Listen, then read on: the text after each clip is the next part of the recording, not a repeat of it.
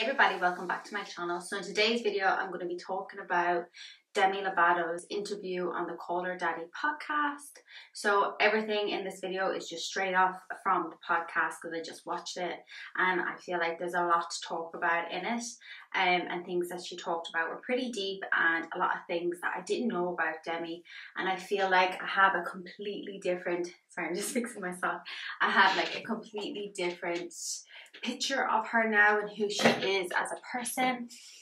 I'm saying she because she's recently come out as, she goes by they, them, and back now to she and her. Didn't mention why, and I didn't research why to that.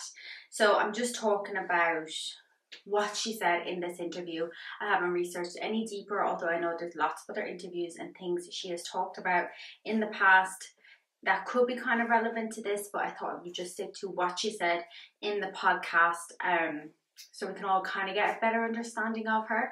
And I think she went on the podcast because she has a new album coming out, and it's obviously like a bit of promotion and stuff, but I think the podcast, it was aired like a week or two ago, but I've only got around to watching it just now, and I just found it so fascinating. I took down some notes and we'll go through it together while I do my makeup. So the first thing she talked about, and they had like a little bit of chit chat, but the first thing she talked about that I made note of was the fact that she started doing pageants from the age of 7, and she also said the first time she ever sang was when she was 5 years old, and she sang My Heart Will Go On by Celine Dion. So like an extremely hard song to do. She said she's always looked up to people with high powerful voices, and she named off a few like Christina Aguilera, who obviously has like a super powerful voice. So Demi said she's always kind of worked her voice to have as powerful voices as someone like Christina Aguilera or like Celine Dion, because obviously their voices are absolutely incredible. She also says around this time is when she started to feel depressed, and she started to be fascinated with death and had thoughts about ending her life. And obviously when the school kind of heard about this, they ended up enrolling her in therapy and counselling in the school, and she spoke about signing like a contract or like a document with the school to say that she wouldn't harm herself, which to me was really strange that the school approached it in that way. But at the same time, a part of me was like, if I was in school, I don't think they would have done anything like that. When I was in school, they probably would have told my mom to kind of sort it out, because I remember we had like a guidance counsellor in school, but there wasn't like therapy or anything. I don't think my school would have properly helped us the same way that Demi's school did. So I think kudos to them for actually being like a supportive school. And this is obviously years ago, about 15 plus years ago. So I think that's really cool that she actually did get some help in school. Then she also started to talk about bullying in school. So she spoke about, at the time that she was in school, she was also, she had been previously homeschooled. I think she did like Barney. So she was already making a kind of name for herself in the public eye. I guess at this time, JoJo, the singer, if anyone is under the age of maybe like 25, will probably have no idea who JoJo is. But JoJo was like a really popular singer, I would say maybe in like the early 2000s. Because she was really young. I think she was like an early teen when she got like into the public eye, and I think everyone fell in love with her so much because she was so young and we could all relate to her. I still listen to her songs to this day. Actually, if I'm having like a bad day, I'll turn on a bit of JoJo and it makes me feel better. I think she tried to make a comeback not so long ago, but I think unless you were like an OG fan of hers, I don't think you would have been too fussed about who she was. But she was like one of the it girls. So she was doing a big performance and Demi was invited to open for her. So she brought a friend along in school, one of her besties. And after the concert, Demi was told, do you want to meet JoJo? But her friend wasn't allowed to come. And when she said that in the interview, I was a bit like, well, who told Demi she could go in? And why wasn't her friend allowed? Like, if her friend was there, it was just one other person. I didn't understand why it would only be one person allowed to go see her. But anyway, so Demi went along, obviously, to meet Jojo. She wasn't going to not go because her friend couldn't go. She was like a really big fan of hers, and it was a big deal at the time. So when she went to go meet her, her friend had a disposable cameras because no one had phones back then. So her friend had a disposable camera, and Demi asked could she take the camera with her, and her friend was like, yeah, sure. And then when they went into school a couple of days later, Demi asked her for the photos, and there was loads of photos of the actual concert, but the photo of her and Jojo wasn't there. And when Demi confronted her, she said, oh, it just didn't develop for some reason, which was obviously like a lie. It was just like a bit of a bitter moment on her friend's behalf. And I guess this led them to having like a big fight, and people in the school obviously having to pick sides, like girls in their class and stuff. And I think the other girl won favour over Demi, because in the end Demi actually couldn't take it being bullied in school so much that she actually left and got homeschooled. And she said this made her eating disorder. She had started to suffer with an eating disorder because her mom had done pageants. I'm going to skip this. Her mom had done pageants, and Demi said that her mom actually did have an eating disorder, and she didn't mean to give it to Demi at all. But being in the pageant world obviously is no good for any child. So she ended up developing an eating disorder from being at all the pageants and being around the other girls and stuff, because they're super toxic no matter what age.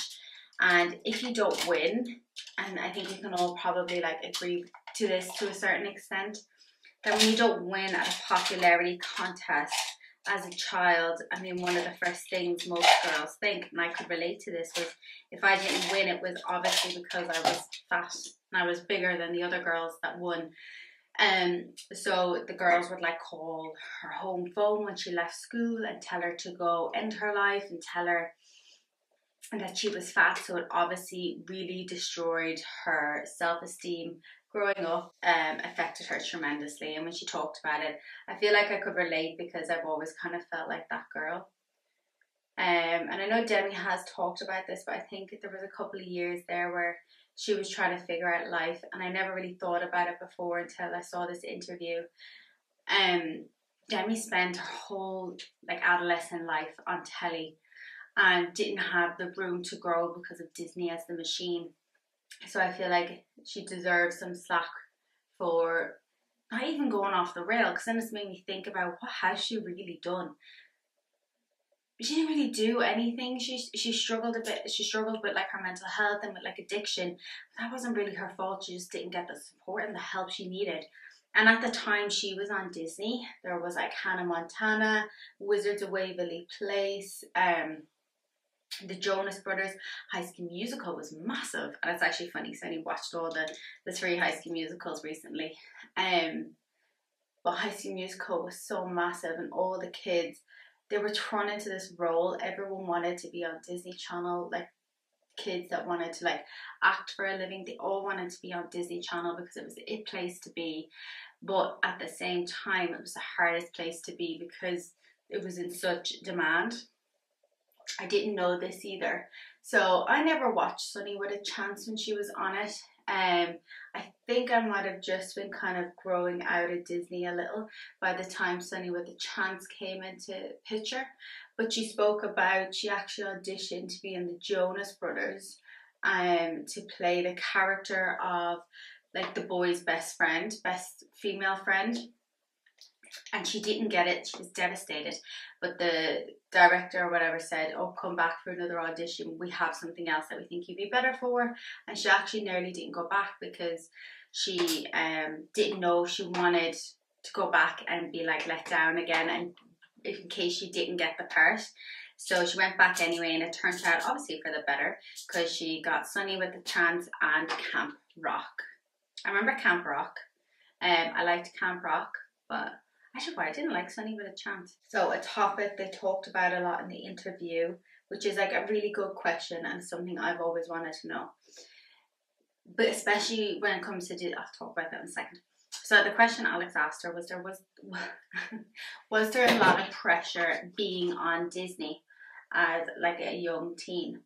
And she said I think she said there wasn't actually too much pressure, but they couldn't be seen at a party with like a red cup in their hand.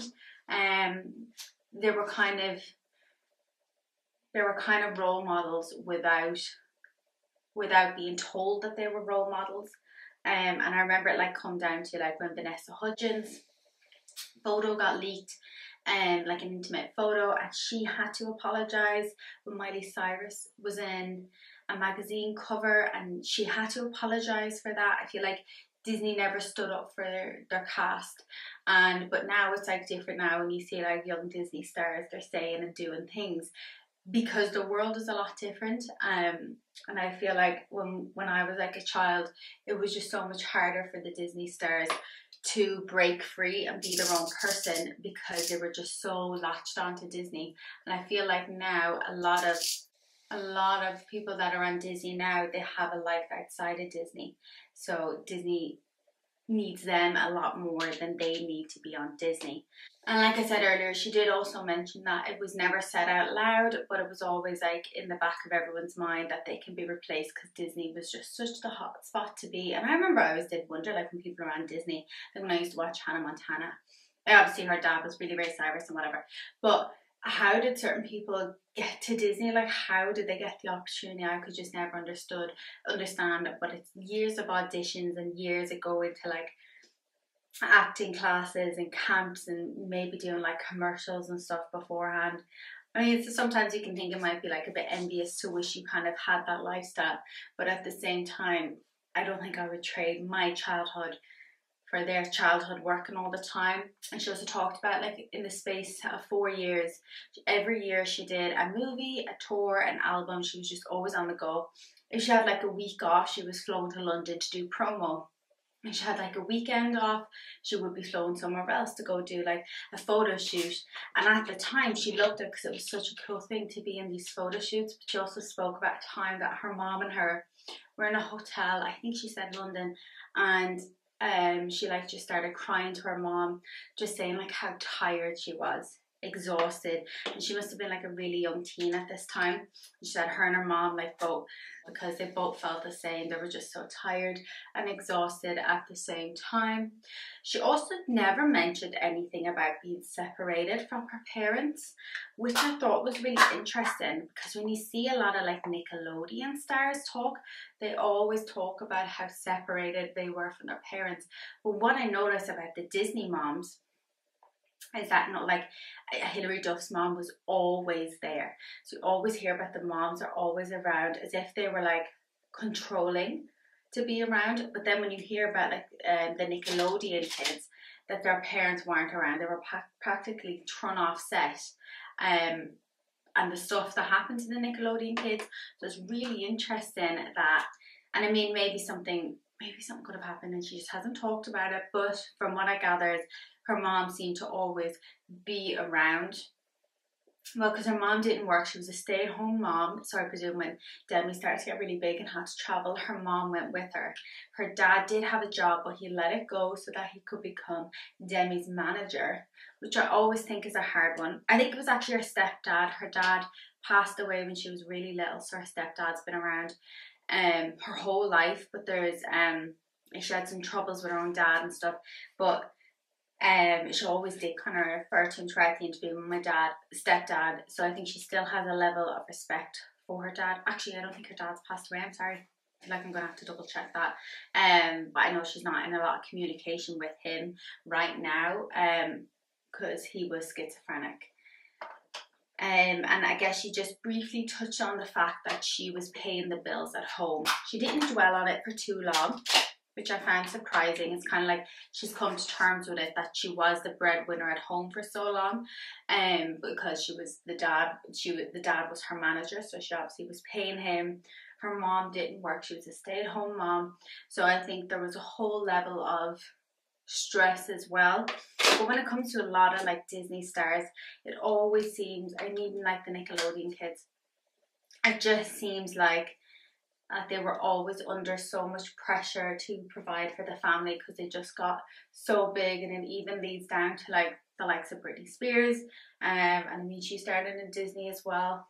And I just think it's just really sad that these kids had to provide for their families to live the dream that they wanted. Or maybe that they thought they wanted. Because at the end of the day, does a 6 or 7 years old really dream about becoming a superstar? I mean, maybe, like, I always dreamt about doing makeup and things as a kid and hair, so I guess you can dream about it, but you don't dream about it in the sense that that's your whole life and it takes over completely. So I'm always like a little bit conflicted about things like that. She was in a car crash when she was 12, and she said that's when she started experimenting with pills. She said her mom didn't take the pills off her at first because she didn't think Demi would have used them. And then when she realised how many pills were missing in the first couple of days, mom took the pills off her. So I can't blame her mom for that, because obviously you wouldn't really think your 12-year-old's going to try to take as many pills as they can. But it was her first time experimenting with them. And she said the first time she went in for treatment was when she turned 18. I've never really looked up a lot about Demi. I think I've just kind of read what other people have said about her, and it's kind of clouded my judgment on her. Yeah, I just feel like she's been through a lot more than any of us realise through being in the Disney machine and growing up in the kind of world that she did grow up in, and just things she's gone through. It's just no wonder that she's suffered throughout her life, and I just feel like the world needs to give her a little bit of slack at the moment. Okay, so then the next thing she started talking about was Alex asked her, was she going to be doing, did she ever talk about this with any of the other Disney children, like Disney stars from back in the day?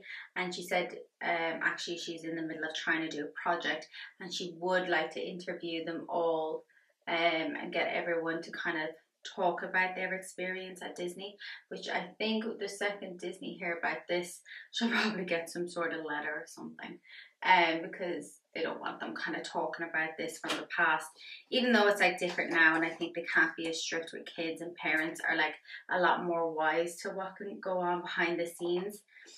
But I do really hope she does do something. And talks to other people that weren't even like main characters as well. Because I feel like sometimes people that aren't the main character, they can sometimes go through some stuff, but because they're not the main character and the general public don't care as much about them, that they kind of get left behind. So it'd be nice for her to come out. But obviously there's already been so many stars that have come out and talked about it. About Disney and Nickelodeon. I feel like this is definitely not the end of it. There's going to be a massive thing coming soon. I honestly feel it deep down inside of me. So she talks about her team not supporting her, where she would tell them once that she actually binged and then purged, and they told her she wasn't sick enough to go into rehab, and it's because the manager didn't want her to go. Her manager, who I don't think it was her dad at this time, because she wouldn't name him. She said she wasn't going to name him, so I don't think it was her dad, otherwise she would have said it was. But she spoke about, she actually went to them, like, I need to go for help, I need to get some support, and they were having none of it, which is really sad for her. And got rid of her chef, because the chef had told her that they were reading her bank statements to make sure she wasn't eating any cream pies or anything from Starbucks, that she was just ordering coffee. So I mean, someone with an eating disorder and someone's checking their bills, that is absolutely disgusting. The next topic she talked about was losing her virginity. Not by choice. She was R-worded by someone in Disney, and she said it wasn't like anyone would actually know. So I feel like it could be like a small character, but she said it was a friend of one of the big people. And I know there was like lots of talks about who it could be, like someone like the Jonas Brothers or something before. I've been watching about it, but she hasn't come out to say who it is. But I just feel like when it comes to like people losing their virginity, it should be just a choice, and it affects me so much when I hear that someone didn't get that as a choice. I'm going to quickly take down my hair and brush out these curls, and then I'm going to come back to finish off the last little section of this video.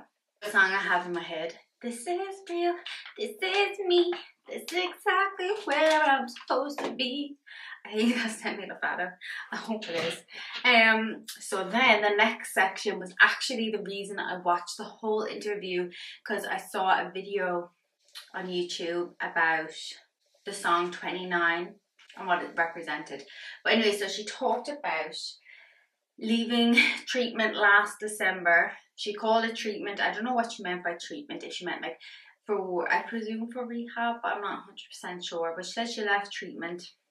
And she said the start of the album was super angry, but as she got towards the end of the album, she realised it was almost like a therapy session, that it was like letting go of lots of things and made her happy. Then she talked about this song 29.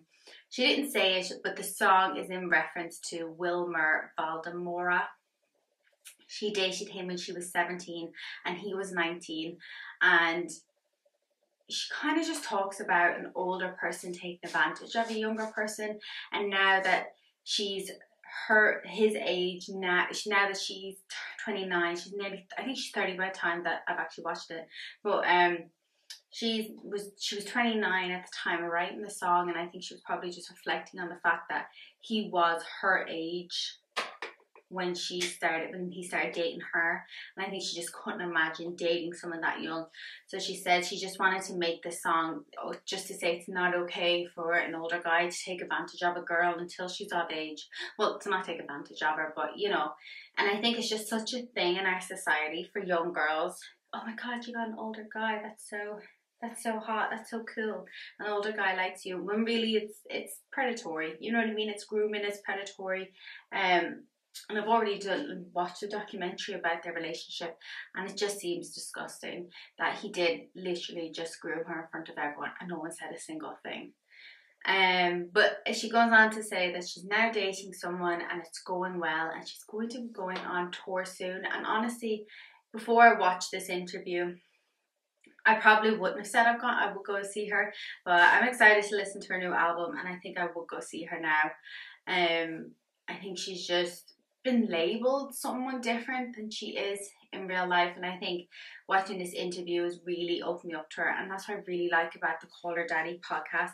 I feel like Alex just does such a good job at that podcast. She can just talk to people with just such ease and make them so comfortable, and she asks hard questions, but she also makes it super entertaining. And so that's why I absolutely love these podcasts. They always make me change my mind on different people. Well, that's the end of the video. I hope you enjoyed this video. Let me know what you think in the comments below.